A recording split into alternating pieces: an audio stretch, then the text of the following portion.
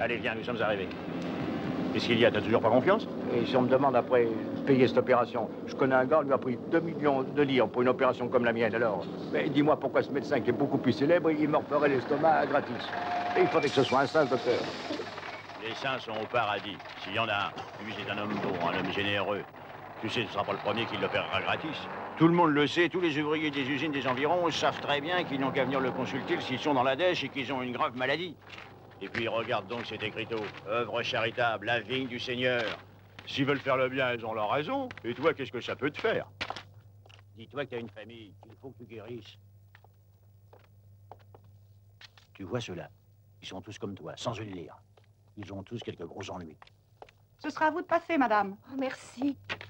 Je suis absolument satisfait de la malade et de l'infirmière. Vous avez compris aussi que vous devez partir un peu. Il faut que vous partiez et que vous laissiez tous vos soucis à la maison. Et puis c'est gratuit. Mais c'est elle qui croit que je ne saurais pas me débrouiller sans elle, docteur. mais vous êtes convaincu, j'espère, mademoiselle? Oui, professeur. Alors, gare à vous si je ne reçois pas de belles cartes postales. Et voilà les pilules pour la maman et des vitamines pour vous. Prenez-les régulièrement et souriez, vous êtes beaucoup plus jolie. Ah, professeur. Cher professeur, si vous n'étiez pas si jeune, je dirais que vous êtes un père pour nous tous. Un père et un bienfaiteur. Non, un ami. Je suis un ami, tout simplement. Maintenant, allez.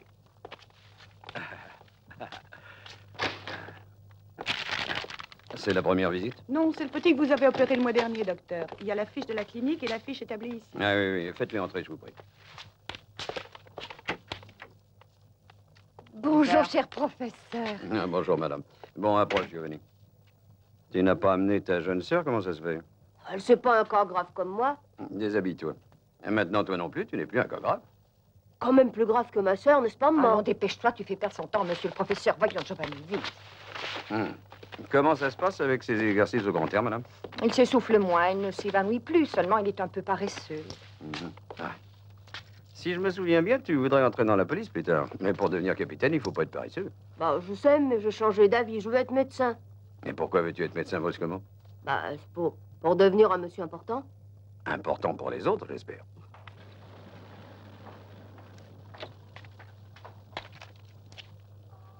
Je ne veux pas avoir à répéter que les glaces sont faites pour voir ce qui se passe dehors. Pas pour le deviner. Je me moque qu'il pleuve ou pas. Je les veux propres, c'est clair. La charité finit par l'étouffer. Alors, pour se défouler, il faut bien qu'il s'en prenne aux autres. Après tout, qu'est-ce qui l'oblige à le faire? C'est juste, il n'y gagne pas une lire. Mon cher, je suis d'un naturel sceptique et les excès de samaritanisme me laissent rêveur. Et en qualité de bras droit de notre grand patron, ne vous rompez pas les os. Allez au diable, Giordani. Non, j'y suis déjà, probablement. Ah, Batty, vous oubliez la pomme. La quoi? La pomme que le premier de la classe se fait un devoir d'apporter à son maître, voyons. Oh. Sœur Céleste, dans la clinique du Grand Valiotti, les petites sœurs aussi doivent être impeccables. L'école qui Oh, droit, c'est docteur clair? Giordani, vous en profitez chaque fois que nous avons les mains occupées. Bien sûr. Bonjour, monsieur. Comment vas-tu, professeur?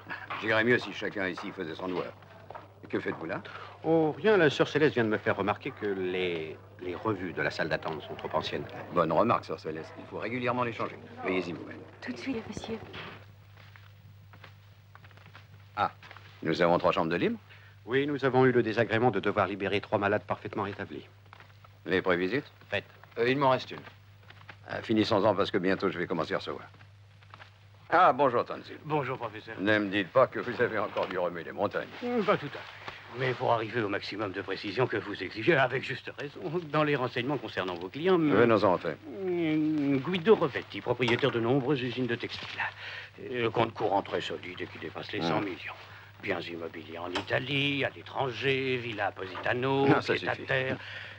Que savez-vous de la baronne Lanciani? Pas de grandes relations aux 4 coins du monde. Oh, c'est une authentique VIP.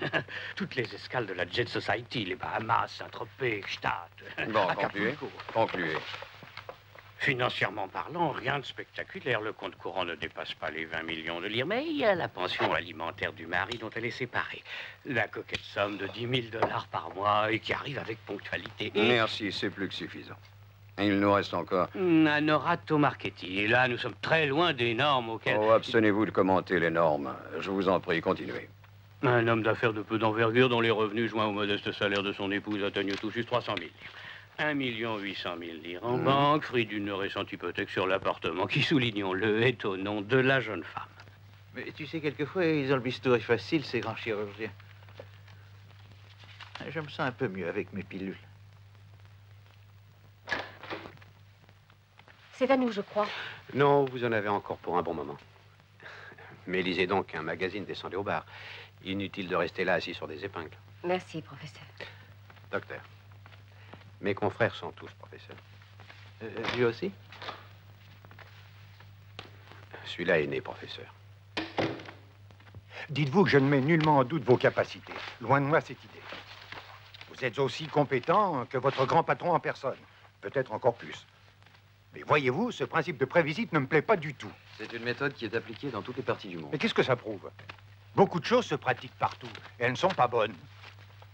Je fais des centaines de kilomètres pour être examiné par Valiotti, et on me met entre les mains de son assistant. Excusez-moi, monsieur. Ah, inutile de... Maintenant, le professeur... va me recevoir, bien sûr, il ne manquerait plus que ça. Mais il fera son diagnostic d'après des observations fournies par vous. Autrement dit, il établira son diagnostic en se basant sur un pré-diagnostic. Alors, pas la peine de voir un médecin, vive les robots. Écoutez, monsieur Rovetti. Mais comprenez donc, je n'ai rien contre vous, calmez-vous. Monsieur, c'est vous qui avez besoin de vous calmer. Maintenant, le professeur Valietti va vous faire une visite complète. Ne vous inquiétez pas pour ça. Ah, un peu prétentieux, le monsieur. Oh, c'est spirituel, vous trouvez? Vous êtes seul juge. Écoutez, je ne comprends pas ces bêtises. Qui peut comprendre les âneries peut se comprendre lui-même à ce qu'on dit. Ah, la seule chose qui m'est impossible de comprendre, c'est pour quelle raison le professeur s'entête à vous supporter. Ah, cherchez un peu. Que vous ayez fait vos études ensemble ne me paraît pas suffisant comme motif. Oh non, non. Employer un compagnon d'armes rien que par magnanimité, non, non, non, non, non. Ce n'est pas le genre de Saint-Valiotti. Mais il doit cependant y avoir une raison pour ça. Qui sait, peut-être parce que je ne suis pas cher. Peut-être parce que je ne suis pas maladroit. Ou plus simplement pour les deux ensemble. C'est la radio de la baronne Lanciani. Vous vous souvenez, monsieur, trouble de la rate. Bah, je ne vois rien de grave. Je crois qu'on peut remarquer que la glande est un peu dilatée, peut-être. Je n'ai pas formulé le rapport, mais à mon avis, la symptomatologie est claire, n'est-ce pas, Batty? Très clair, en effet. Si vous refusez encore de l'opérer, elle se confiera à d'autres mains. C'est une de ces femmes qui se font opérer, même de force. Une sorte de pilier clinique. Lucio Rovetti. Oui, regardez cette splendeur. Voilà un sujet à traiter dans une de nos conférences. Ce ne sont pas des calculs, ce sont des rochers. Splendides. Effectivement. Bon, voyons ce marketing. Celui-là a été vu par Giordani. À propos, où est Giordani? Oh, certainement au bar. J'étais au bar. C'est l'endroit le plus sain de la clinique. Voilà, c'est un cas extrêmement sérieux, regarde. D'ailleurs, tu es déjà au courant. À mon avis, si tu opères tout de suite, on peut espérer un résultat positif. Mademoiselle, voulez-vous venir à mon bureau, je vous prie? Oui, monsieur. Giordani, écoute. Pour ce Marchetti, il est plutôt pauvre, tu sais. Il s'agit d'une opération de 4 millions, ça ne me dit rien de le mettre sur la paille. Rends-moi service et explique-lui la chose. Dis-lui de s'adresser à un autre. Tu peux lui suggérer quelques noms. Tyrannie, Bernie, enfin, tu trouveras bien.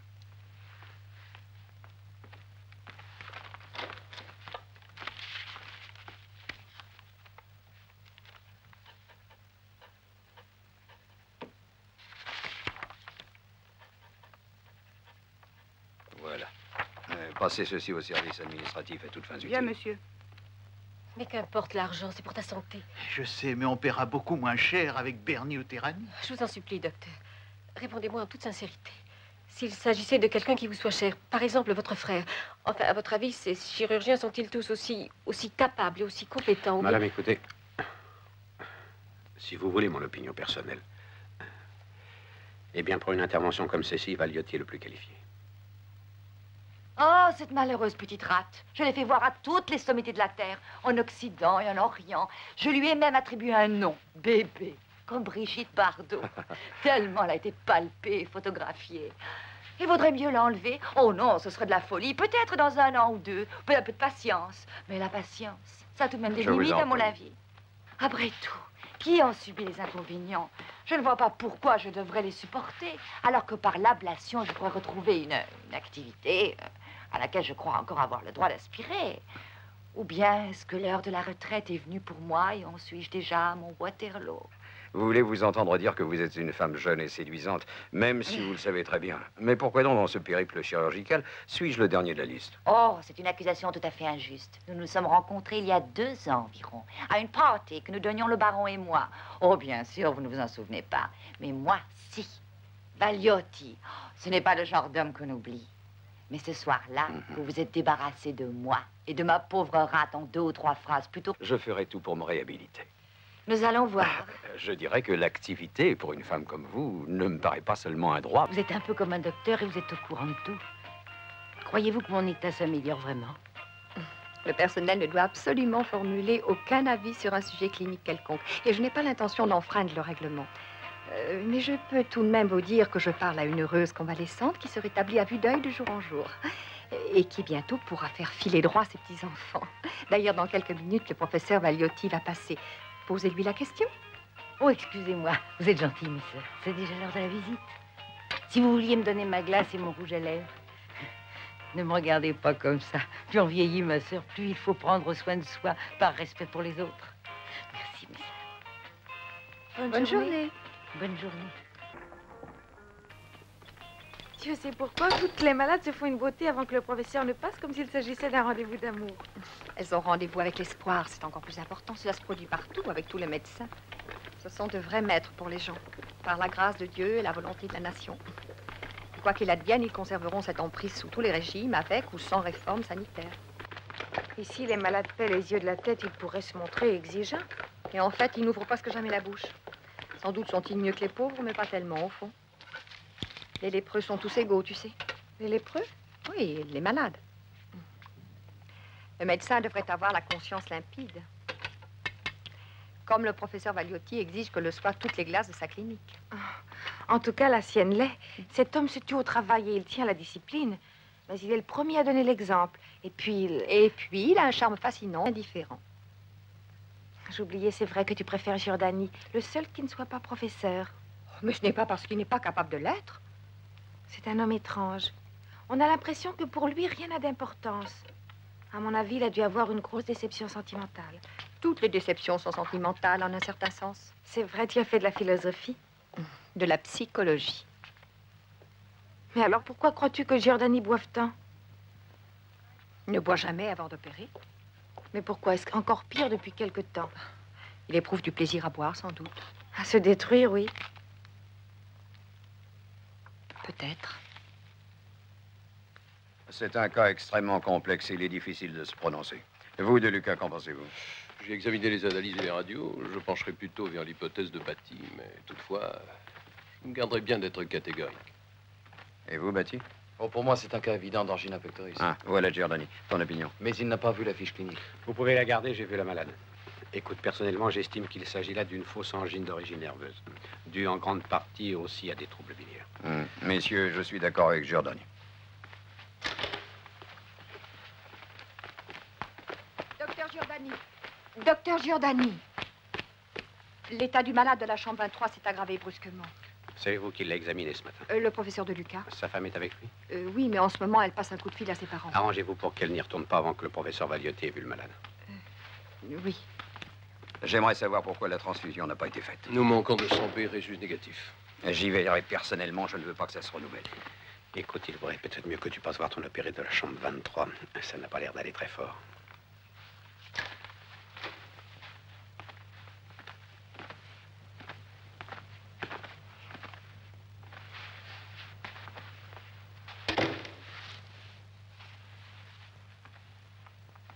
Je vous ai dit qu'avec le choc opératoire, il fallait surveiller le cœur de ce malade. Vous rendez-vous compte? Dans ma clinique, on ne meurt pas. C'est clair. Ici, personne ne meurt. Donnez-moi de quoi écrire. On le tirera de là avec ses piqûres, alternées toutes les 2 heures. Ce soir, je pense qu'il sera en mesure de bouger demain matin. Avant midi, il rentre chez lui. Professeur, je suis inquiète. Dites-moi franchement, mon mari est plus mal, n'est-ce pas? Il y a une légère réaction, chère madame, qui était prévisible et qui n'a rien d'alarmant, rassurez-vous. L'opération est parfaitement réussie et nous nous estimons d'ailleurs pleinement satisfaits. Et nous sommes étonnés de le voir récupérer aussi vite. Et demain, à midi, vous pourrez le ramener à la maison. C'est vrai, docteur. Oh, comme je suis contente. Et combien je vous suis reconnaissante. Oh, entendons-nous bien, madame, je le confie à votre cardiologue, qui est un excellent médecin. Votre mari a le cœur fragile, il a besoin d'être surveillé, souvenez-vous-en. Je le sais, merci, professeur. J'étais convaincue qu'il était presque à l'agonie. Comment ai-je pu me tromper à ce point-là? Non, sœur Maria. Vous ne vous êtes pas trompée, hélas. Mais s'il peut rentrer demain chez lui, docteur? Ce ne sera qu'une halte, avant d'entreprendre un voyage. Vous êtes encore ici tous les deux? j'espérais que le docteur Giordani vous aurait... Vous êtes le seul qui puisse opérer mon mari, j'en suis certaine. Il n'y a qu'avec vous que je me sentirai tranquille. J'aurais voulu vous éviter cette dépense. Ne vous inquiétez pas pour l'argent. Avec ce que nous avons mis de côté et le prêt que nous a consenti son patron, il y a un peu plus de 4 millions alors. Bien sûr, pour nous c'est beaucoup et... Non, non, je ne vous prendrai pas une somme pareille. Étant donné la situation, mettons 2 millions. C'est des formalités. Allez, allez. Merci. Est-ce que M. Rovetti et la baronne Lanciani qui viennent de partir ont réglé leurs frais de clinique avant de s'en aller? Non, professeur. Passez-moi leur fiche.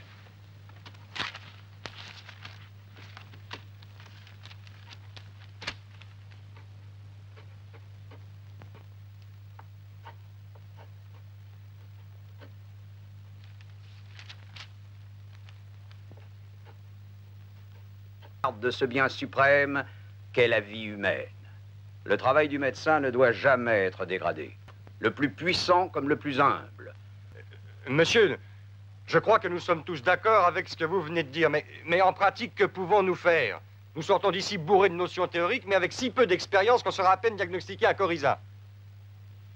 Vous savez que j'ai été un des tout premiers à me battre pour la réforme universitaire. Mais même si nous l'obtenons, qui nous épargnera l'humiliation de frapper à des centaines de portes. Tous les barons sont là pour nous barrer la route. Les barons n'admettront jamais la réforme hospitalière. Devrait être politisée à l'heure actuelle. Si vous me soignez une tumeur en lisant aux malades les maximes de Mao, et que vous réussissez, je serai le premier à déposer le bistouri pour employer le petit livre rouge à la place.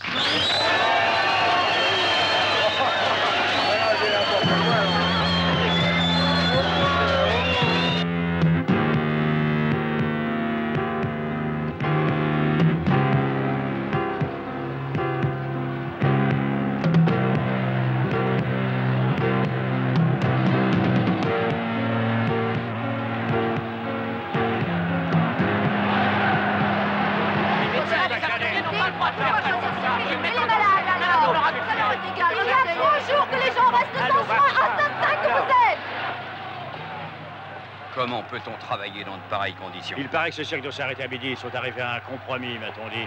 Le ministère de la Santé a promis qu'avant les vacances, le Parlement discuterait et voterait la réforme sanitaire. Mais qu'ils la votent donc. Ils verront combien d'entre nous accepteront d'exercer dans ce maudit pays après ça. Mais ne vous inquiétez donc pas. Les démocrates chrétiens préféreraient voir nationaliser toute l'industrie italienne plutôt que d'enlever le marché de la santé des mains des milliers d'organisations religieuses. Une réforme. Mon mari est très malade. Il est condamné sur les transfusions de sang. J'ai donné 200 000 livres pour avoir du sang au marché noir, vous entendez? Je le jure. J'étais obligé d'emprunter ça et il a fallu supplier encore pour l'avoir là où elle m'avait envoyé ses infirmières. Tu calmes, madame. Comment ça, tu calmes? Elles ont touché leur part là-dessus. Ces filles maudites. Elles spéculent ces yens sur le désespoir de tous les pauvres gens. Maudites soient-elles. Inutile de rester là. Mais pourquoi riez-vous? Je ne vois pas ce qu'il y a de drôle. Non, ce n'est pas très édifiant d'entendre quelqu'un dire en public que les infirmières se livrent ouvertement à un odieux trafic du sang. Professeur, je ne vois pas comment je pourrais l'empêcher. Les donneurs se font rares de nos jours. Fabiani, mon vieux, vous êtes le directeur de la Banque du sang et vous savez mieux que moi que les donneurs ne manquent pas. Allons, dites plutôt que presque toutes les infirmières sont poussées par votre personnel à se prêter à cette ignoble spéculation. C'est évident. Ou bien est-ce que ça vous arrange de l'ignorer? Pourquoi voulez-vous que ça m'arrange? Parce que les infirmières paient un pourcentage sur ce qu'elles reçoivent. J'en ai les preuves. Et à qui le verse-t-elle, Fabiani? À qui? Professeur, dois-je entendre que je ferais mieux de démissionner? Mais non, ne dramatisons pas. Je me doute que vous avez à faire face à de grosses dépenses pour le mariage de votre fille. Je suis compréhensif, mais faites attention. Oui, une enquête pourrait se terminer par votre expulsion de l'ordre des médecins. Mais nous saurons l'éviter. Je m'en souviendrai toujours, professeur. Ne voyons pas si loin, mon cher. Tenons-nous-en au présent, si vous voulez. Hier, à ma clinique, j'ai manqué de 100 B résus négatifs. Que cela ne se répète pas. Soyez tranquille, professeur. C'est donc là qu'il voulait en venir. Oh, quel enfant de salaud, ce Valiotti. Hein?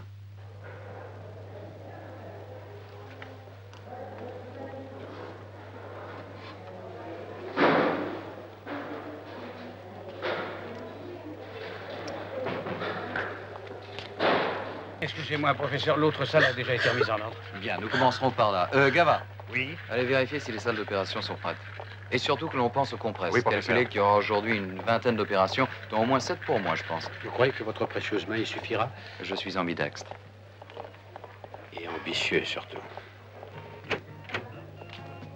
Hé, grand-père, qu'est-ce que c'est que cette musiquette? Vous savez que le professeur va arriver? Mais qu'est-ce que vous voulez? La marche des gladiateurs? Tu n'as pas de soin. Je t'ai apporté un pyjama propre. Et tu as fait une tâche, mon chéri. Tu es beau pour recevoir la visite du professeur. Comment êtes-vous ce matin? Mieux, professeur. La douleur de l'épaule a dû diminuer. Oui, hein? professeur, un peu. Et vous continuez les mêmes piqûres alternées un jour sur deux. Et double dose de Vitaline. Maman, fais attention, hein. Ne te trompe pas encore comme l'autre fois, où tu l'as appelé docteur. Mais pourquoi? C'est pas un médecin? Allons, maman, ne sois pas si têtue. Il faut l'appeler professeur. C'est un professeur, tu comprends, non? Bon, nous opérons aujourd'hui. D'abord l'électrocardiogramme. Non, j'ai la tête qui tourne. Laisse-moi, s'il te plaît. D'ailleurs, quelle importance ça a que je sois bien coiffée? Bien sûr que ça a de l'importance, un docteur est sensible à ces choses. Il s'occupe mieux de quelqu'un d'avenant. Non. D'après les tests sur la fonction hépatique, il est clair que c'est la vésicule qui a besoin de soins, non l'estomac. Et qu'on lui donne néocytomène 1000 le matin, écrivez, et après les repas, citrahépatine. Et le soir, Vitaline. 2 comprimés, oui. Pourquoi? Tu contestes les effets positifs de la Vitaline? Oh, mais non, c'est la panacée universelle. Votre Vitaline ne sert au fond à rien. Enfin, entendons-nous, pas à rien, je veux dire que c'est comme des milliers d'autres médicaments similaires déjà existants sur le marché. Professeur Vagliotti, mon entreprise a investi d'énormes capitaux dans la Vitaline.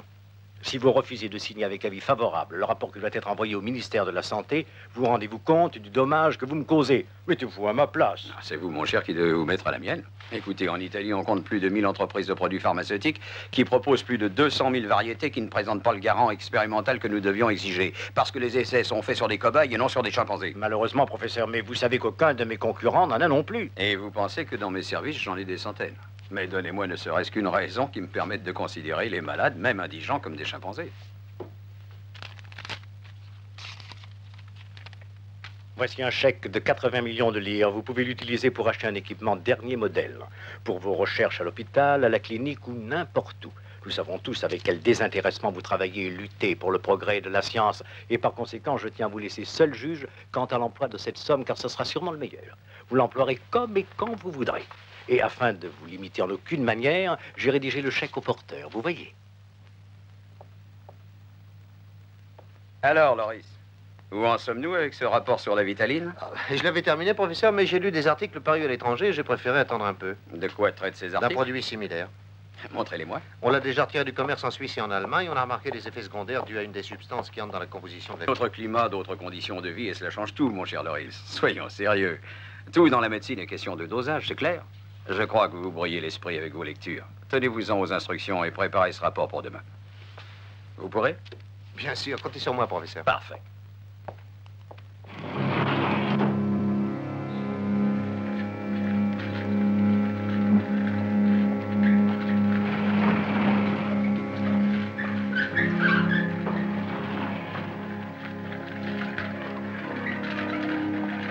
Si je suis aussi tranquille, c'est parce que je sais entre quelles mains je te remets. Vagliotti. Mais tu sais qui est Vagliotti, hein? Si j'avais su que je serais opéré par Vagliotti, au lieu de donner du fric au notaire pour faire mon testament, je l'aurais dépensé à prendre un billet pour Rome et je serais allé voir Italie-Angleterre. Il y aura encore à voir des matchs. Je te jure qu'à présent, j'irai avec toi. Bien. C'est gentil d'avoir tout fait pour que je garde le moral. Je sais depuis longtemps que cette opération est grave et délicate, chérie. Je t'en prie, si ça tournait mal, trouve-toi une brave fille qui aimera bien les petits. Tu vas être à ton bureau, ils sont si jeunes, tu comprends? Grâce à Vagliotti, je ne me sens pas inquiet. Bientôt, tu seras là pour t'occuper des enfants. Tout ira très bien, j'en suis sûr. J'ai peur, vous savez. Je veux que vous me rameniez à la maison. Mais de quoi as-tu peur, papa? Tu ne sentiras rien puisque tu seras endormi. Mais justement, c'est pour ça que j'ai peur, mon gars. Ça m'embête qu'on m'endorme pas savoir ce qu'on me fait. Allons, un peu de courage, papa. Tu seras bientôt rentré chez nous. Gaillard, et comme un roc. Je vais t'entendre, mon gars. Tu sais, nous avons de la chance, mon petit poussin. Le docteur Nathalie, que tu aimes bien, a convaincu le professeur. C'est lui qui va s'occuper de toi personnellement. Et puis quand tu sortiras de l'hôpital, je te promets, je t'achèterai le vélomoteur dont tu rêvais. C'est vrai, papa? Promis. Je n'écris à personne que j'allais être opérée, tu sais. Tu as très bien fait, Maria. Pas la peine que nos parents s'inquiètent, tu es en bonne main. Dire qu'il a fallu que j'ai besoin d'être opérée pour que nous comprenions vraiment que la seule chose qui compte, c'est que tu m'aimes et que je t'aime.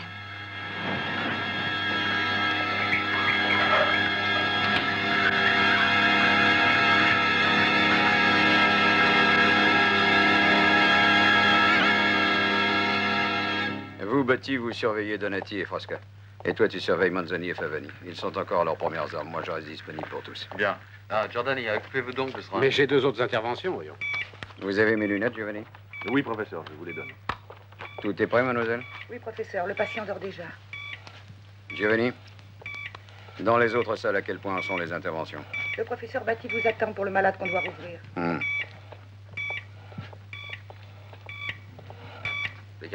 Écarteur, allons.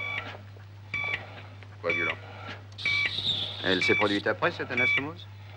Je n'ai pas encore fini de dégager complètement, professeur. C'est plein d'adhérence. Finissez de libérer l'estomac, je reviendrai tout à l'heure. Coagulant, compresse, écraseur. Passe Kelly. Kelly. Compresse. Coagulant. Qu'est-ce que tu as trouvé de Germanie? Oh bah, cette sacrée vésicule est pleine de calculs. Je crois qu'il faut explorer aussi le cholédoque. J'ai l'impression qu'il est un peu gros. Oui, tu as raison. Mais appelle-moi avant de refermer, d'accord? D'accord. Compresse. Aspirez. Bonjour. Bonjour, professeur. Ça va jusqu'ici?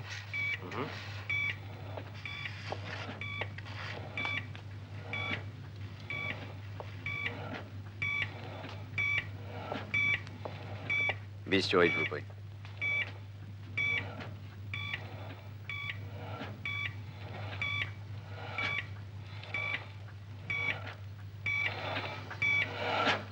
Écartez encore. Assez. Compresse. Voilà. Continuez à ouvrir et à dégager, je reviens tout de suite.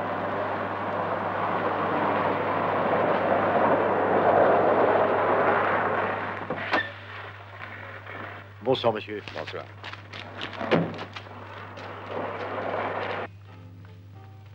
Merci, Giacomo. On dirait un arbre de Noël. Tu es éblouissante. Mais tu ne crois pas que c'est un peu trop, tous ces bijoux? C'est pas trop lourd? Mieux vaut trop de bijoux que pas assez. Tu es fatigué ce soir, la nuit. Mais non, maman. Et tes douleurs dans le cou. Ah, ça va, ça vient. Tu devrais te remettre à faire un peu de sport. Avec le cours de tennis derrière la maison, c'est facile. Dis-moi quand je peux trouver le temps. Oh, mais on le trouve quand on... As-tu gagné à la canasta? Cette Carla Seriotti me rend folle chaque fois qu'elle vient. À ce point? Elle joue dans si mal. Elle voulait que je te demande un conseil au sujet des malaises de son frère.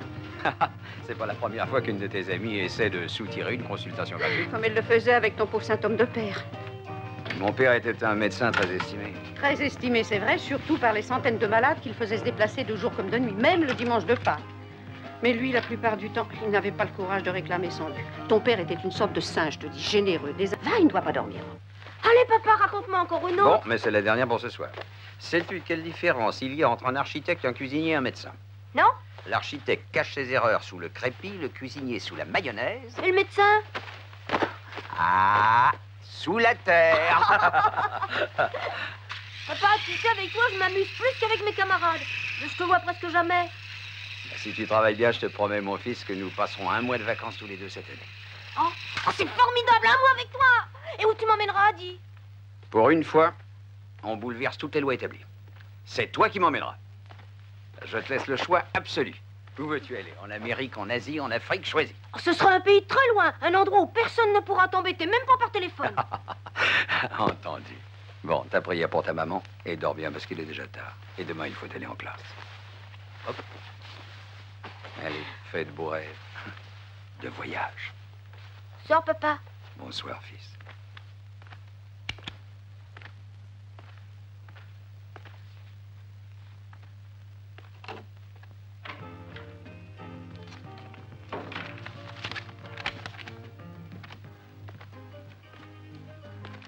Ah, c'est vrai. Une seule heure chez soi et disparaît toute la fatigue d'une journée massacrante. Il n'y a rien dont je dois prendre connaissance dans le courrier. Non, rien, non, rien. Rien à quoi je ne puisse répondre pour toi. Et celle que tu caches en dessous. Mais je parie que ce sont les notes de Richie. Laisse-moi cela, mais laisse-moi cela. Encore une mauvaise note de conduite. Ça ne te concerne pas et ça ne concerne pas Ricky. Mais qu'est-ce que c'est que ça? J'aurais dû brûler cette lettre, ou l'acheter à la poubelle, le seul endroit digne des lettres anonymes.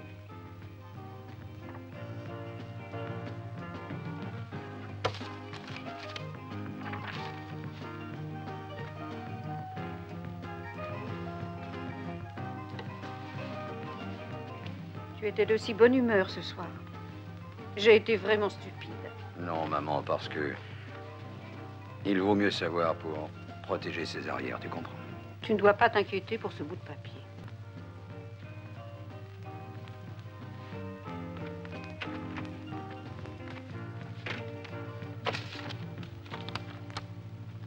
Mesdames et messieurs, vous êtes à l'écoute de Radio Monte-Carlo.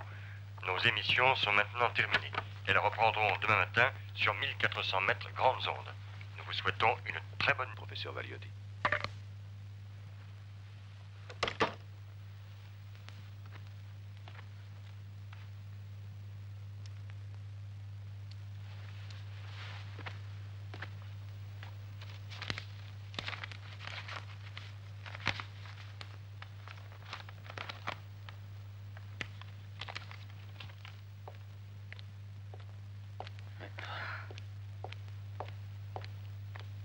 Eh bien, Elles ne sont pas dans les archives, Mais professeur. c'est impossible, Anna. c'est bien, merci, mademoiselle. Il disparaît non seulement les radios de cet Ettore Vanni, mais celles de 10 autres clients. Et tout ce que vous trouvez à répondre, c'est impossible. Mais cela ne s'est jamais produit. Maintenant, c'est fait. Et celui qui a pris justement ces radiographies l'a fait dans un but, tout ce qu'il y a de précis. N'est-ce pas, Cassati? Ou préférez-vous ne pas le comprendre? Mais personne n'entre ici que vos collaborateurs. Est-ce que j'aurais pu penser que... Pensez à faire revenir ces radios, Cassati. Laissez pour un moment les préoccupations que vous causent vos dettes de jeu et débrouillez-vous pour compléter les archives. C'est un bon conseil que je vous donne. Les gens autour de nous se demandent toujours comment on peut rester aussi amoureux après tant d'années. Et pourtant, c'est vrai. Depuis 10 ans, il nous suffit d'être ensemble pour être tout à fait heureux. Il faut que je vous laisse. Je reviendrai vous voir aussitôt que je pourrai vous donner des nouvelles de l'opération, c'est promis. Vous êtes en de bonnes mains avec notre Seigneur.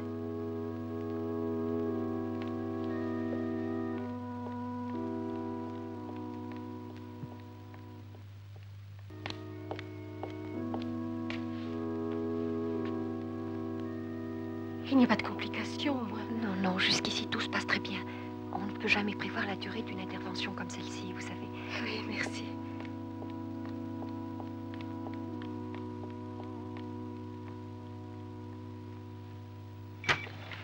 Sœur Maria, la soie 00, s'il vous plaît.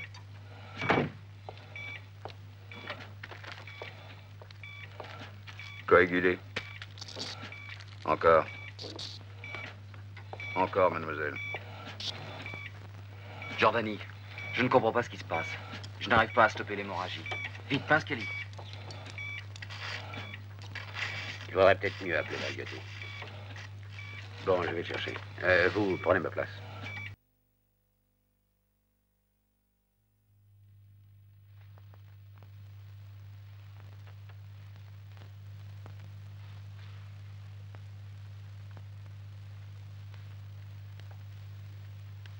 Ce n'est pas vrai.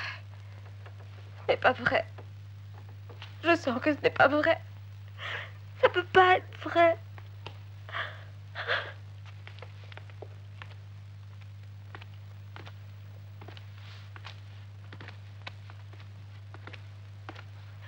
Non. Je ne peux pas vivre ainsi sans lui. Je ne supporterai jamais de ne pas savoir où il est. Je ne veux pas, je ne veux pas. Allons, Madame Marchetti, vous êtes croyante. Non! Non! Le Christ n'a pas eu pitié de moi. Dieu m'a trahi, Dieu m'a trompé, Dieu est un traître. Comment osez-vous offenser notre Seigneur ainsi? C'est un grave péché que vous commettez. Laissez cette malheureuse Mérana, c'est un péché plus grave encore de s'indigner contre un être aussi éprouvé.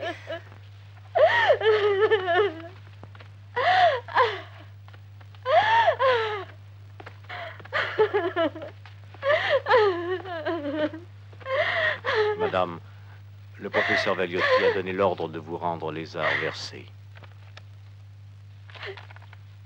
Les arts versés. L'argent. Tu entends, mon amour? Il nous a rendu l'argent, quelle chose!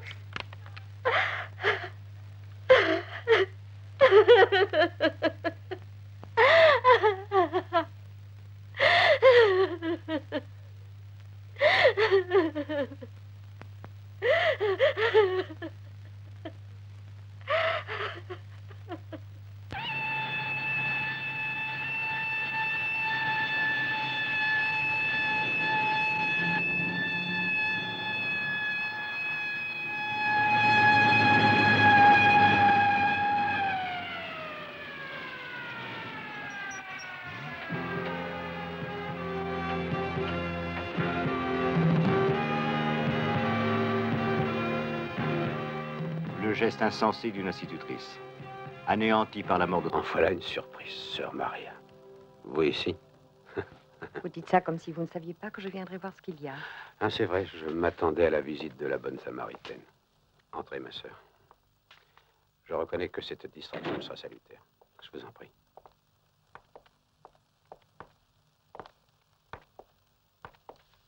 Alors, qu'est-ce qui éprouve une religieuse dans l'antre d'un célibataire, hein?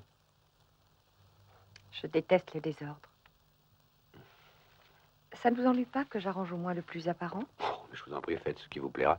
Seulement ne comptez pas que je vous en sois reconnaissant demain aujourd'hui. Le désordre part de l'intercompte sans obligation réciproque. En tous les cas, vous avez besoin d'un bon café, bouillant et fort. Je vous remercie. Pour à tout bout de champ ce qualificatif idiot. Insensé. C'est moi qui les ai persuadés qu'ils devaient. Alors de là, vous vous êtes construit un scénario émouvant. Le médecin solitaire en proie à une crise de désespoir intense. Hein? La honte de tout et de tout, au fond, n'a rien de sublime. Je n'éprouve pas de remords de conscience, parce que je ne crois pas à la conscience. Et entre deux crises de rejet, de refus, j'essaie de vivre aussi bien que possible. Voilà la vérité. Quelle est la vôtre? La seule pratique de la charité chrétienne, je n'y crois pas non plus. Alors pourquoi êtes-vous venu chez moi? Par sympathie. Cherchez l'origine grecque du mot sympathie. Sentir ensemble. Très joli. Je n'ai rien objecté. Le cynisme s'effrite contre la pureté, c'est bien ainsi. Très joli. Dommage que ça ne soit pas suffisant pour que je retrouve un équilibre. La bouteille vous soutient le moral? Non. Cela me tient seulement à l'écart des mauvaises fréquentations. J'avais eu la présomption de croire que je pourrais faire concurrence à cette maudite bouteille. Je m'aperçois que le résultat n'est pas très encourageant. De toute façon, votre présence ici me fait un immense plaisir. Vous arrivez très bien à le dissimuler, alors. Je ne parle pas seulement d'aujourd'hui. Il y a presque 2 ans que je vous vois tous les jours. Et vous me donnez chaque fois cette sensation de bonheur paisible. Vous voyez, tout bien pesé, le résultat est nettement positif. C'était le seul qui avait sur moi cette sorte de pouvoir apaisant. Mais il y a un an environ, il est sorti pour me rapporter le journal et il n'est plus revenu. Je suppose que mon chien a choisi la liberté. Vous, par contre, vous avez choisi cet habit. Sœur Maria, puis-je vous poser une question? Non, épargnez-la moi. C'est celle que l'on pose invariablement à toutes les filles qui se prostituent et à celles qui portent le voile. Pourquoi? Pourquoi avez-vous choisi cette croix? Peut-être parce qu'il s'agit de femmes qui ne répondent pas aux critères des femmes soi-disant normales de notre société. Vous y répondez parce que vous êtes une femme plutôt exceptionnelle. Vous êtes indulgent. De toute façon, si vous tenez à percer le mystère de ma vocation, je vous mets à l'aise. Il ne s'agit pas d'une grande désillusion. Au contraire, à la base, il y a une très grande illusion. Le besoin de me rendre totalement disponible à la volonté du Seigneur. Alors vous croyez en Dieu? Docteur Giordani, vous avez une logique désarmante. Vous savez aussi être sarcastique. Non, non, ça c'est une spécialité dans laquelle vous excellez. Je me trompe lourdement ou vous avez un faible pour moi?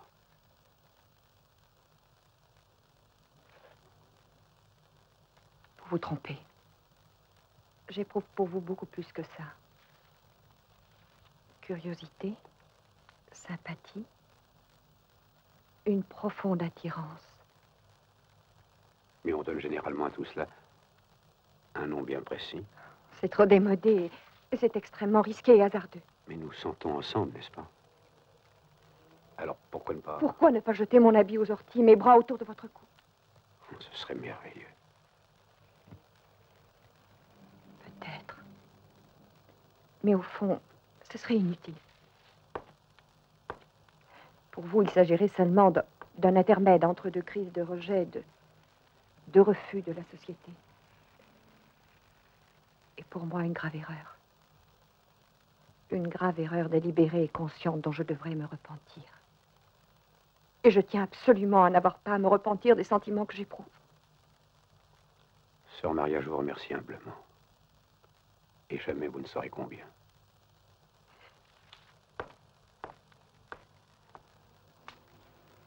Voulez-vous me faire plaisir? Je vous demande une chose difficile. Vous arrêtez de boire pendant toute une semaine. Promis. Pendant toute une semaine, je boirai de l'eau. À l'abstinence. Voulez-vous que je pense quand je vois mon mari tourner comme ça, brusquement au pourpre foncé? Il a un trouble grave dans le fonctionnement coronarien. Ou me trompais-je? D'autre part, quand pas une fois, mais je ne sais combien de fois, je le surprends en train d'émettre. Oh, veuillez excuser le détail. De fantastiques régurgitations d'air par la bouche. Mais vertu Dieu, lui qui est un véritable gentleman, je ne vois qu'une explication, l'atonie de l'appareil digestif. Ou me trompais-je? Pourrais-je dire un mot, si vous permettez? Dites, mon cher collègue, je vous en prie. Je suis M. Monti depuis des années. En tant que modeste praticien de campagne, je l'ai toujours soigné. Quant à son état de santé, je puis dire que je n'ai pas le moindre sujet de préoccupation. Pour moi, il est sain et fort comme un... Par cas, je vous en prie. Si j'ai osé appeler ces deux éminents spécialistes pour une consultation, ce n'est pas pour qu'ils entendent vos divagations d'optimisme qui veut ignorer jusqu'aux faits les plus graves et les plus angoissants. Bah, à mon avis, c'est plutôt enviable qu'angoissant. Enviable? De quoi s'agit-il, madame? Écoutez, mon mari souffre depuis longtemps de fréquentes érections. Le phénomène, en termes scientifiques, c'est le priapisme.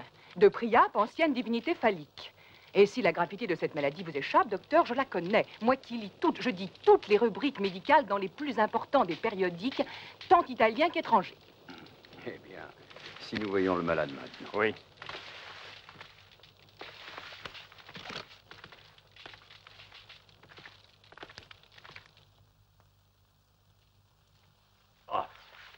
Je ne sais pas quel sera le diagnostic que vous ferez à mon sujet, messieurs, mais une chose est certaine, ma femme est folle. Elle est folle alliée.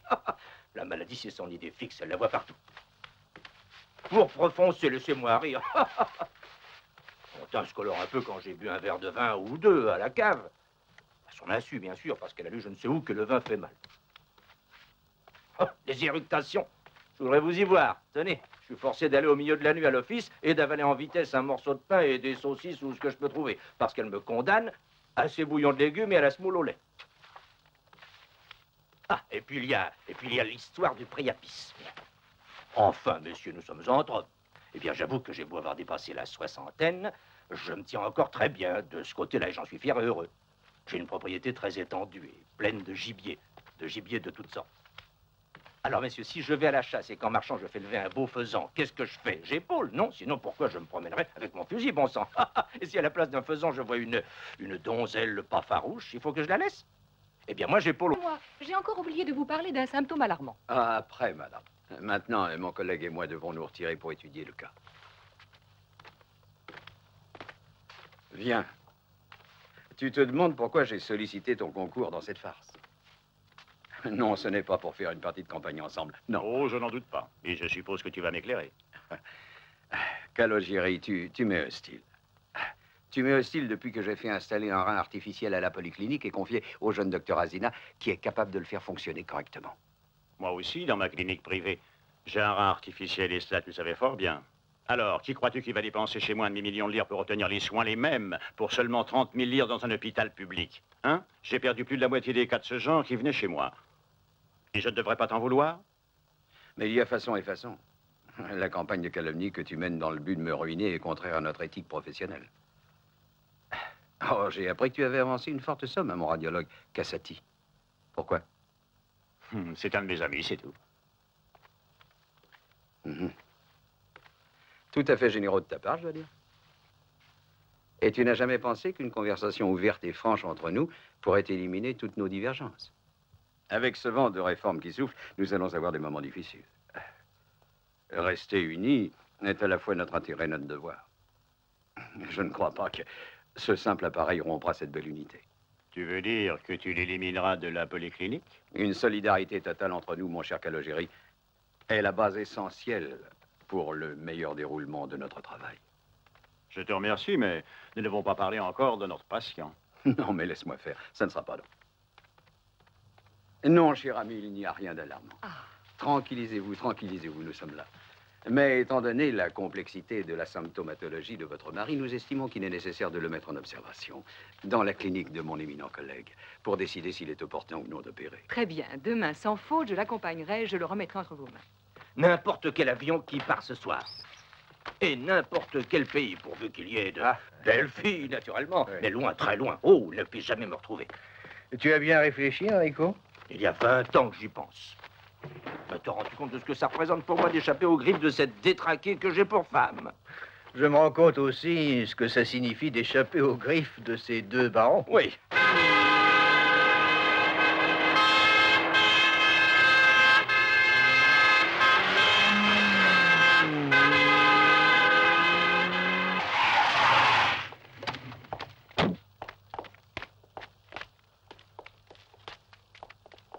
Hé, où allez-vous? Mon fils est très mal, monsieur. Un rein bloqué. Allez à la polyclinique. Ici, on n'a pas de place. Mais la polyclinique nous a envoyés ici. Le Allez, petit à va San mourir, Camino, ça ne là-bas, sonne pas il tout de y a suite. Attends, Luigi, vous avez une mutuelle? Oui, mon mari travaille à l'électricité. Ah, mon frère aussi. Bon, ils se connaissent peut-être. Hé, où je le conduis? En urologie. Bon. Un moment, madame. Qu'est-ce qu'il y a encore? Il faut que vous remplissiez le bulletin d'entrée. Monsieur, excusez-moi, on ne pourrait pas faire ça plus tard. Non, c'est le règlement. Voilà, remplissez la feuille. Donnez-moi ça. Non? De qui? De votre enfant. Nom, prénom, date et lieu de naissance. Non, non, c'est injuste. Mais, madame. Je veux être avec mon fils, vous comprenez? Non! Madame! Non! Oui? Excuse-moi, ceci était pour toi. Je l'ai trouvé sur mon bureau. Et sans faire attention, j'avoue, je l'ai ouverte. Je suis désolé, Daniel. Qui l'avait déposé? Elle n'est pas venue par la poste. Et qui l'a déposé sur ton bureau? Mais pourquoi? C'est aussi important que ça? Non, non, c'est le principe, c'est tout. J'aime pas le désordre. Une lettre pour moi finie sur ton bureau. Tu sais qui est entré dans la pièce? De Luca, Batti et Loris.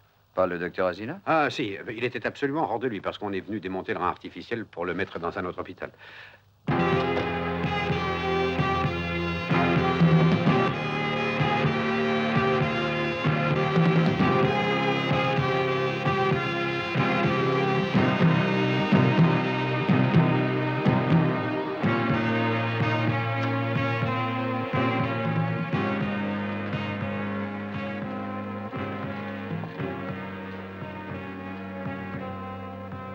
Petit ne serait pas mort si cet appareil était seulement resté à sa place.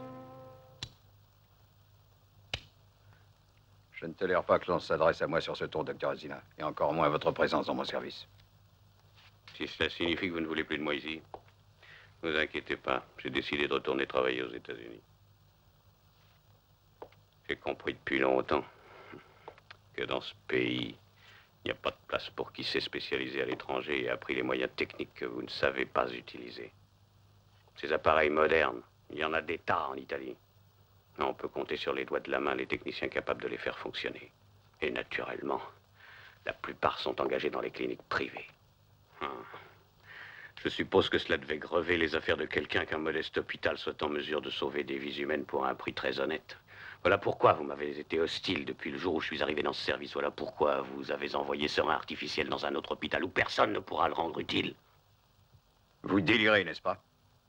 Que vous le vouliez ou non, vous quitterez cet hôpital aujourd'hui même sur le champ. Il n'y a pas de place chez moi pour des gens qui se réfugient derrière des lettres et des coups de téléphone anonymes. J'ignore à quoi vous faites allusion. Et cela ne m'intéresse nullement. Je ne pourrai jamais admettre que l'on recourt à des moyens aussi abjects. Oui, Sivaliotti. D'abord Marchetti, maintenant cet enfant. Vous pourrez dormir cette nuit, professeur.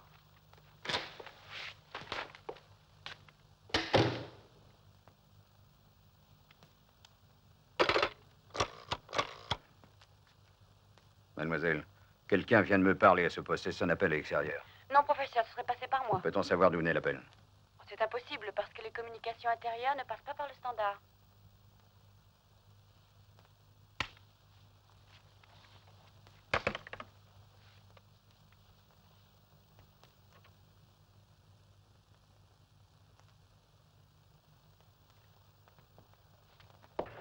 Préparez les 6 malades que je vous ai indiqués pour l'intervention, je paierai demain. Ah, Laurenti. Bonjour, monsieur le professeur. Comment va? Je parie que vous voudriez quelques primeurs sur la réforme sanitaire. Demain matin. Je vous remercie, professeur, mais je ne suis pas là pour ça. Il y a une page qui vous est consacrée. Voyons un peu. Comme vous voyez, il s'agit de choses assez indiscrètes, non? Diffamatoire, dirais-je. De toute façon, j'ai réussi à empêcher la publication. Et qui a écrit cet article pour le journal? Ah, j'ignore, nous avons des pigistes comme tous les journaux. Et parmi eux, n'y a-t-il pas par hasard un nommé Marco Loris? Loris? Ah, si, bien sûr, un jeune avec des lunettes. Mais je peux pas affirmer que c'est lui, vous savez. Je vais voir ça tout de suite. Mon cher Loris, il y a un mois environ, c'est vous qui me disiez que vous aviez une famille à votre charge et que vous aviez besoin d'arrondir vos fins de mois qui étaient un peu serrées. Oui, professeur. Vous voyez que j'ai de la mémoire.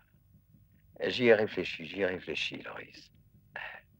Et j'ai une solution pour vos problèmes. Vous me feriez travailler avec vous en salle? Cela ne vous avancerait pas beaucoup, je le crois. Non, venez, je vais vous présenter un de mes collègues du service de gynécologie. J'en peux plus. J'ai mal, j'ai l'impression que je perds Vous n'êtes pas la seule dans ce cas, vous savez. Vous auriez dû y penser avant d'aller vous faire triturer par une de ces sorcières avec des aiguilles à tricoter et autres saletés. Tu devrais avoir honte. À ton âge, et dire que moi je me tue à faire des heures de ménage pour que tu deviennes maîtresse. C'est pas malheureux de voir ça. Oh, je comprends qu'elle voulait pas que je rentre, hein. Le plus grand à quel âge? 3 ans et demi juste et le plus petit à 6 mois. Vous êtes bien parti, dites donc. Oh, bonjour, professeur. Bonjour. Pratiqué chaque année en Italie, la majeure partie est effectuée par des faiseuses d'anges, des vétérinaires ou bien des sages-femmes. Et tous les lundis, ces malheureuses m'arrivent par douzaines avec l'utérus perforé, quelquefois une péritonite. Qu'est-ce que je dois faire? Les laisser crever? Nous n'avons pas le temps de faire du sentiment Dans mon prochain exposé au Congrès national de la santé, je traiterai de ce problème-là. Peut-être arriverai-je à remuer la vase. Avec quelques poutrons, du moins. Enfin, j'espère. Tôt ou tard, nous y arriverons bien. Loris, venez là. Et le professeur Bonagni m'a promis de vous mettre à l'épreuve. C'est un homme qui n'épargne pas sa peine et il attend la même chose des autres. Ça vous va? Je ferai de mon mieux, professeur. Bravo. Excusez-moi, professeur. Jamais je n'ai envisagé de me spécialiser en obstétrique. Pour un gain égal ou presque, j'aurais préféré travailler avec vous en salle. Je pense qu'après quelques jours de pratique, vous pourrez commencer à travailler pour vous sans pour autant abandonner l'hôpital, s'entend. En étant prudent, en un mois, un docteur fait très facilement 1 million ou plus. Mais l'avortement est illégal. Je sais bien que c'est illégal. D'ailleurs, la révolution aussi est illégale. Et il en est de même, il me semble, pour la liberté de parole et d'opinion, pourtant garantie par la Constitution, mais bel et bien interdite par un code civil byzantin. Savez-vous qu'on vient d'arrêter un conférencier qui avait abordé le sujet de la contraception? Arrêté, dites-vous?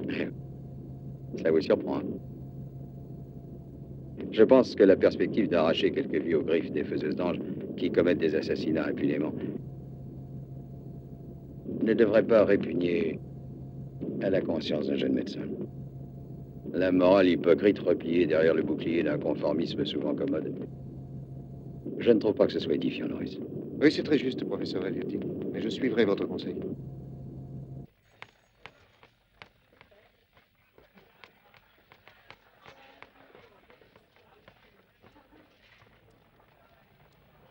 À l'abstinence, monsieur.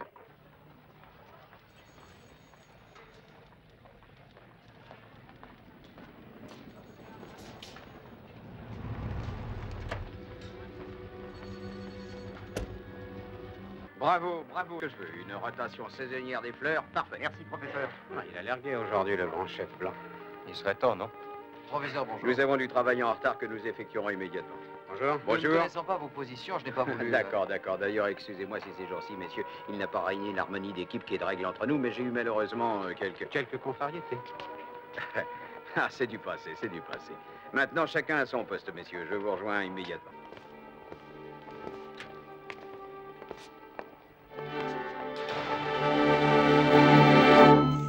Vous pouvez refermer le bateau. Bien. Félicitations. Magnifique d'un bout à l'autre, c'est un fin dénommement. En voilà un qui ne saura jamais à quel point il a été prêt de se réveiller dans notre monde. Ah, il fallait que ce soit vous pour accomplir un pareil prodige. Et surtout avec la complication de la fibrillation vasculaire. C'est vraiment une opération qui peut faire époque dans l'histoire de la chirurgie, bravo. Merci. En fait, le rapport entre la lésion et le cœur était ce qu'il nous fallait voir pour écarter les doutes que nous laissaient les radios. Professeur, c'est dommage de ne pas avoir filmé ce miracle. Ce qui est encore plus dommage pour moi, c'est de ne pas pouvoir me réjouir de vos éloges si flatteurs. Professeur, voulez-vous du café? Oui, volontiers, Sir Angela. Parce que parmi vous, il se trouve quelqu'un qui voudrait me détruire, me discréditer. Je vous le dis tout net, si cela se produisait, ma ruine serait aussi la vôtre. J'en sais assez sur chacun de vous pour vous détruire en même temps. Et que celui qui est sans... Vous, tous mes collègues ici présents, ainsi que moi-même, nous souhaitons vivement une réforme sanitaire. Mais une réforme radicale. Ce qui signifie, primo, le démantèlement bureaucratique de toutes les organisations mutualistes qui coûtent des centaines de milliards de livres au gouvernement chaque année. Secondo, l'abolition de toutes les œuvres religieuses qui, entre nous, sont des centres de propagande pour le plus fort des partis au gouvernement. Tertio, la conversion de tous les hôpitaux en établissements publics du jour au lendemain. Et pour finir, la nationalisation des industries pharmaceutiques, soit plus de 1000 entreprises. Voici les points qui sont, à mon avis, la base d'une réforme valable. Mais tout ceci, hélas, entraîne des dépenses au-dessus des moyens d'un budget déficitaire comme l'est le nôtre. Je déclare qu'en dehors de cette réalité, le reste n'est que démagogie et tromperie volontaire et répugnante. Tu dis qu'il faut se serrer les coudes parce que nous traversons une période difficile, et c'est exact. Mais j'ajoute que le danger vient de nos propres rangs, et à mon avis, il est encore plus grave parce qu'il émane de nos collègues. Qu'entends-tu par là? Explique-toi. Il y a certains faits personnels dans notre vie professionnelle que d'aucuns utilisent pour le moment de façon anonyme, mais dans un but d'intimidation. Tu veux dire que toi aussi, tu te sens exposé à ces procédés diffamatoires? Bien sûr, et pas uniquement moi. C'est arrivé à Bellini, à Rovida, à Tancredi, à Farelli, à Mandi, et certainement encore à d'autres. Il faut réagir, Calogeri. Il faut prévenir. Ah, d'accord, mais comment? C'est le moment de raffermir notre prestige dans l'opinion publique. Ciao. Ciao. Le professeur Vagliotti, et depuis qu'il m'a opéré de l'estomac, je me sens revivre, vous entendez? Et l'opération ne m'a rien coûté, y a rien. Mais si. Professeur Vagliotti, nous avons entendu de la propre bouche des intéressés des témoignages émouvants, voire dramatiques, qui sont la preuve la plus significative du sens humanitaire que vous donnez à votre métier. Pouvez-vous nous dire si votre générosité exemplaire est appliquée également par vos éminents collègues? Mais sans aucun doute, mon ami. Et comme moi, voyez-vous, nombreux sont ceux qui emploient chaque moment de liberté avec, disons-le, le plus total désintéressement à convaincre et à soulager, et souvent à sauver les plus malheureux.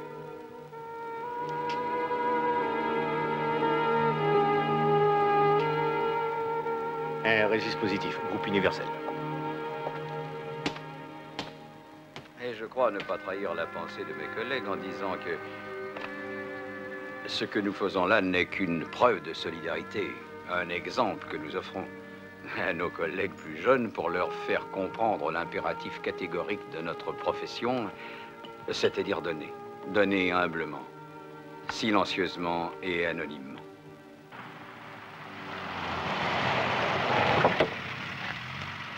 Bonsoir, papa. Bonsoir, Ricky. Qu'est-ce que c'est que tout ça? J'ai choisi l'endroit où on ira en vacances. Regarde, il y a tout, la voile, l'équitation et la piscine. C'est merveilleux, merveilleux. J'ai bien mon choisi, chéri. hein? La Suisse.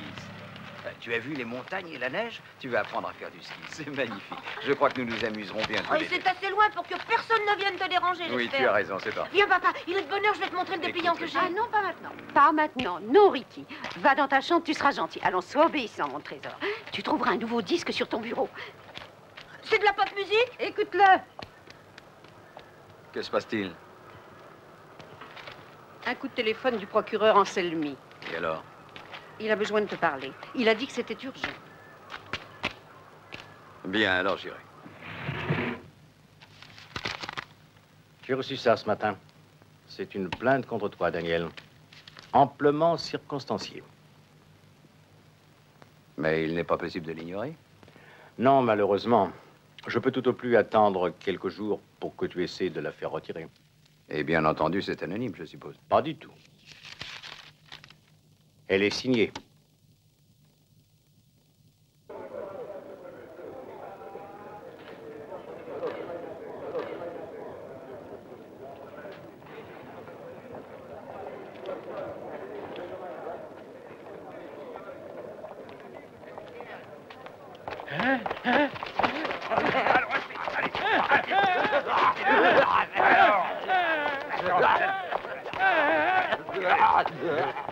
Je veux sortir. Je veux aller chez moi. Je suis pas malade, moi.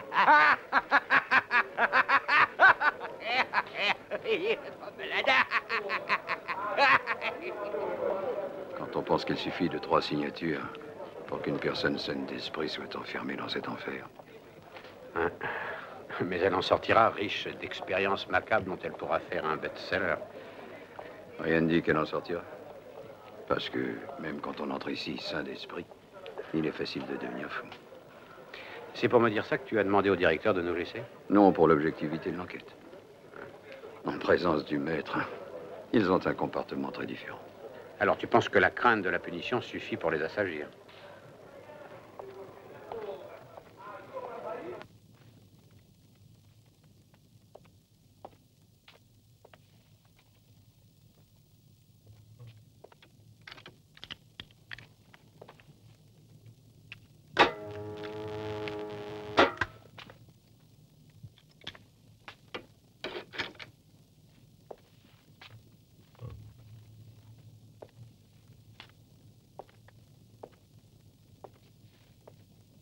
Avec quelques décharges, au voltage maximum, tout est effacé et oublié d'un seul coup. On devient incapable de témoigner, et même de donner sa propre identité. Se rayer soi-même de sa propre mémoire peut être la vraie solution. Est-ce que la méthode te convient aussi? Non. Elle est bestiale. Souvent, le moyen justifie la fin, quand celle-ci est inéluctable. Non! Non, j'ai peur, ne me faites pas ça, pas moi. J'ai été obéissante. J'ai lavé le pavé, laissez-moi. J'ai fait tout ce que vous... Il faut savoir profiter de l'occasion. Et si on a la liberté dans le sang, on trouve toujours une sortie.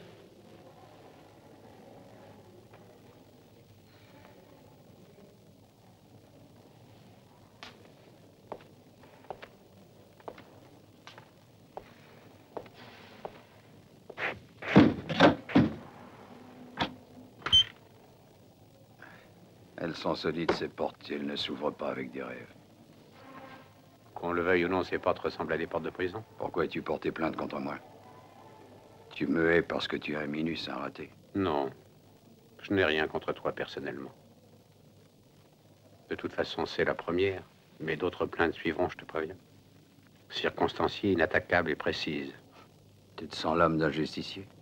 En effet, mais pas l'âme d'un moraliste. C'est une distraction, un jeu ou un hobby, si tu préfères. Oh, je m'y suis mis avec une ardeur juvénile, qui s'est trouvée stimulée au fur et à mesure.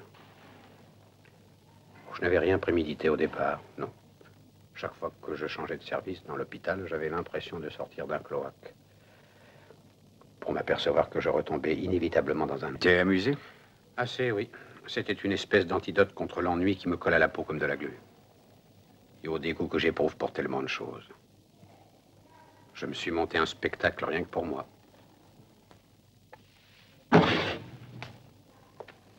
Idéaliste par jeu? Ou encore cabotin qui tient à donner un spectacle sur une scène? Et je l'ai trouvé, cette scène. Le spectacle a commencé. Ne te fais pas d'illusions. Je ne renoncerai pas à mon plaisir.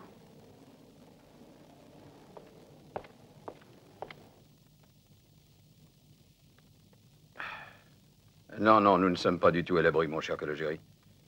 Il ne faut pas se contenter de demi-mesures. Aux grands mots, les grands remèdes. Chacun de vous a autant à perdre, sinon plus que moi. D'accord, je suis avec toi. Il faut que nous défendions notre prestige. Non, pas notre prestige, mais surtout notre situation. Et le crédit que nous nous sommes acquis à juste titre par une vie de travail. Qui parle de prestige et de crédit, je pense aux inévitables conséquences d'un procès qui, si fort que nous soyons, sera pour nous synonyme de ruine. Dans ces conditions, messieurs, il ne nous reste qu'une seule solution. Décider ensemble comment éviter cela.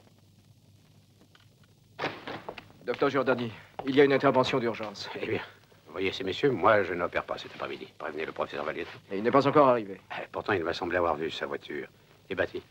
Nous l'avons cherché. Mes gants, mademoiselle. Alors, que sait-on de ce malade? C'est un homme de 56 ans qui, d'après ce que nous a dit la famille, aurait souffert d'une hépatite virale il y a une vingtaine d'années. Hospitalisé d'urgence pour abondant vomissement de sang. Les examens. La numération globulaire donne 1 million de globules rouges. J'ai fait une radio de la région hépatique que vous pouvez voir. Quand a-t-il été hospitalisé? Il y a 1 heure environ. D'autres détails intéressants? Nous avons pratiqué 2 transfusions, mais il ne répond pas de manière satisfaisante.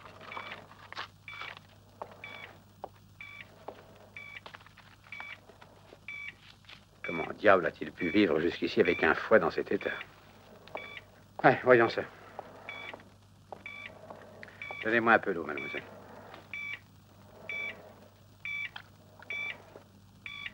Vous êtes prêt? On peut y aller? Oui, je suis prêt. Mais le risque chirurgical est de 90%. Bistouri.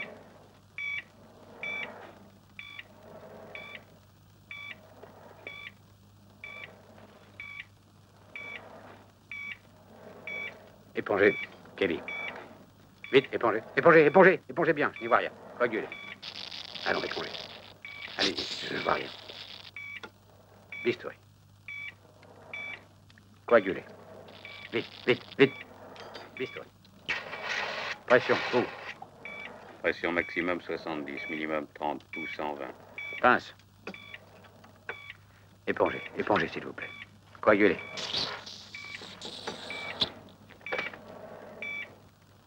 Coagulez, épongez. Si, écartez. Je dis la pression. Pression 140, 90. Coagulez. Coagulez. Écartez mieux que ça.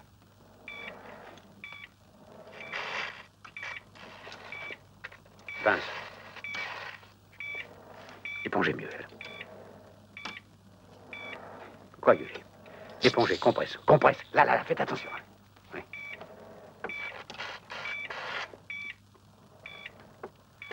Peau et pression. Alors, ce pouls. 80. Kelly. Coagulez encore. J'y comprends rien. C'est un cas de cirrhose. Il n'y a aucun signe d'ulcère. Qu'est-ce que ça veut dire? Le donner nommé libre. Voyons un peu les voies biliaires. Écartez, écartez. Écartez davantage. Continuez. Épongez, là. Voyez, respirez. Il y a des kystes malins. Kelly. Coagulez. Changez cette compresse. Mais vous voyez bien que ce sang me gêne. Vite, vite, vite. Kelly, mademoiselle. Coagulez. Épongez. Épongez ici, vous. Coagulez. Mais comment m'avez-vous attaché ce sacré masque? Qu'est-ce qu'il y a? Vous êtes nerveux, Jordanie? Plus du tout, maintenant que je vous sais là. Bistouri. Écartez. Ouvrez, ouvrez. Et ouvrez bien. Pince à champ. À votre place, je ne procéderai pas comme ça. Après la leçon, professeur. Coagulez. Épongez. Épongez. Écartez, je vous prie. Mais qu'est-ce que ça veut dire? Vous ne voyez pas assez? Plus de lumière. Vous n'êtes pas bien? Mais ce n'est pas la radiographie qui était là avant. Vous n'avez pas commis une erreur? Elle a été changée. Que dites-vous, docteur? Attention à l'hémorragie, Jordanie. Pince. J'ai demandé la pince à champ, pas celle-ci, mademoiselle. Excusez-moi, vous n'avez pas précisé. Pression 70, minimum 30. Le cœur lâche.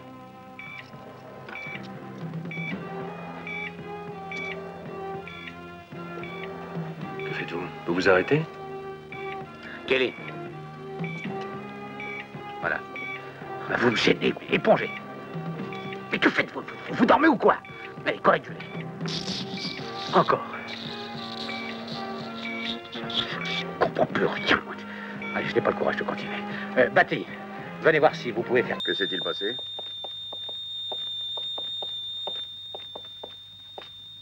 Pourquoi ne t'es-tu pas fait remplacer par Batty? Il n'était pas dans un état normal, c'est évident. Il a même prétendu qu'on avait changé la radiographie. Il ne s'en rendait pas compte de ce qu'il faisait. Comment cela? Il avait bu, sans doute.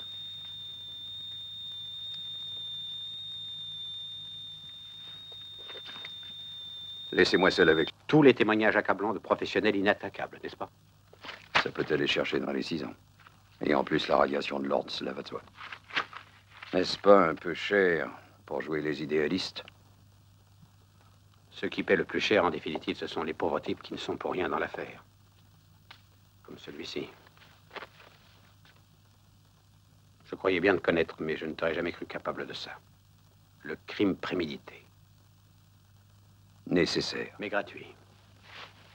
Un simple examen suffirait à montrer que je n'étais pas ivre. Je ne bois plus d'alcool depuis 1 mois. Admettons que ce soit vrai. Mais tu sais bien, je suppose qu'il y a toujours des expertises et des contre-expertises. Pour la défense et pour l'accusation. Ou crois-tu encore en une justice objective et non influençable? Non, non. Qu'est-ce que tu veux? Je veux t'aider. Si, t'aider. Excuse-moi, mais quel que soit le nom que tu donnes, à ton manque de goût pour la vie en général, la vérité, c'est que tu es ce qu'on appelle un raté. Comme homme et comme médecin.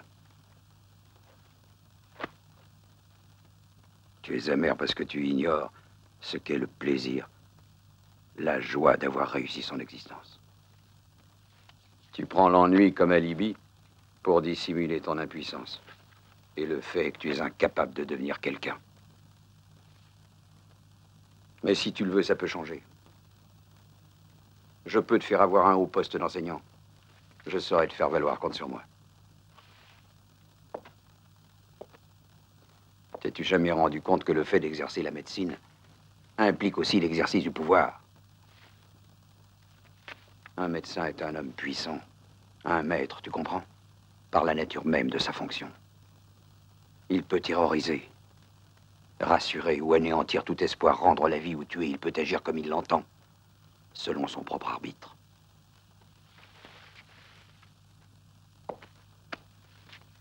D'ailleurs, même les modestes, les obscurs, ont leurs petits sceptres eux aussi, pour les petites gens qu'ils soignent. Mais il grandira avec eux, ce petit sceptre, s'ils savent s'en servir. S'ils font carrière, il devient immense, scintillant, comme celui d'un empereur, ou plus encore. J'en ai vu, tu sais. Des têtes inclinées,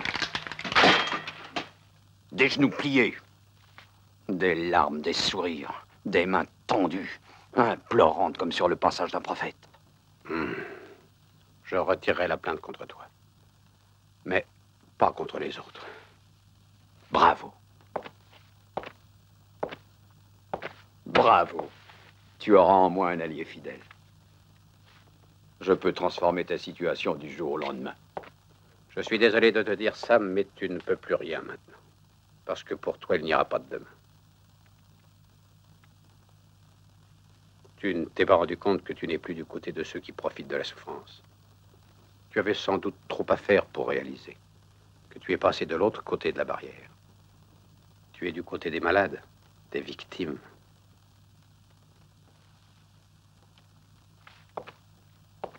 Qu'est-ce que tu racontes? Je ne suis rien, professeur. Mais je me trompe pas souvent dans un diagnostic. Combien de fois ai-je vu tomber quelque chose de tes mains tremblantes, surpris une fixité spasmodique dans ton cœur, ou brusquement une rigidité évidente de ta nuque? Et tous ces détails ne sont pas des symptômes de fatigue. Tu sais très bien ce que c'est, n'est-ce pas? Maintenant, à toi de choisir devant quel autel tu dois t'incliner. Et avant tout, en qui tu peux avoir confiance.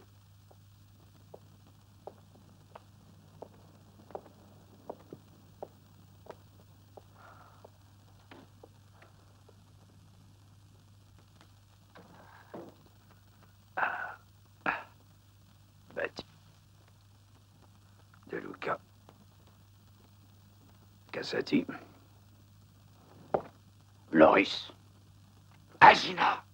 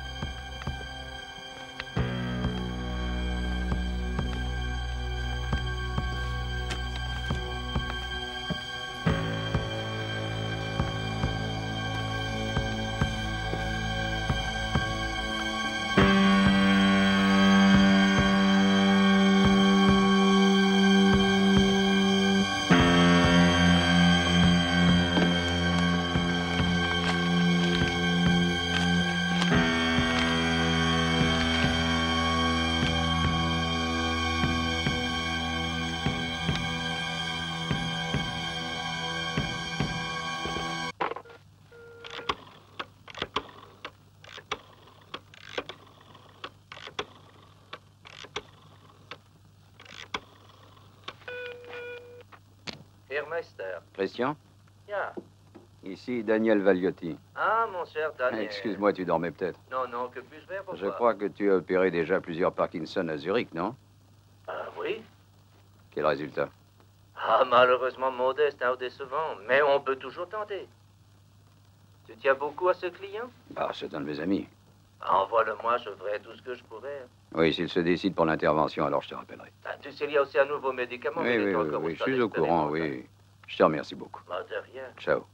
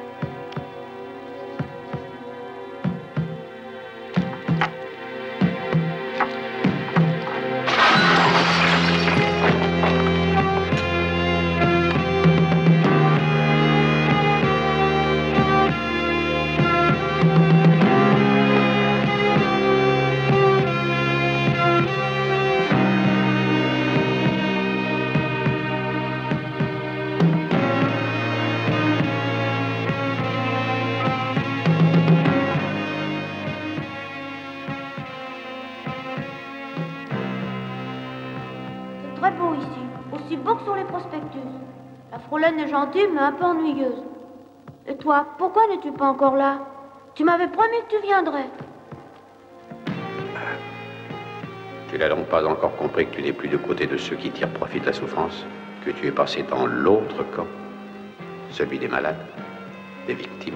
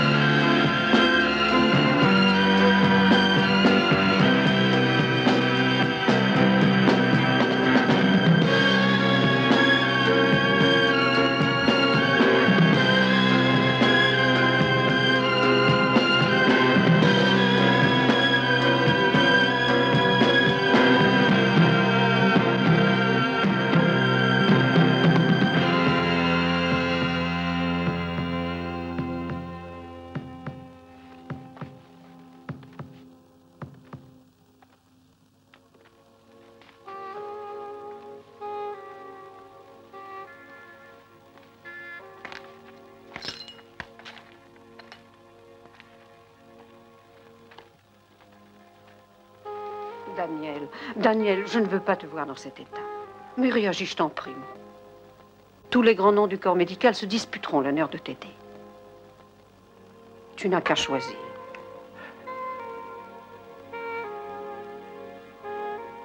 Mais qui?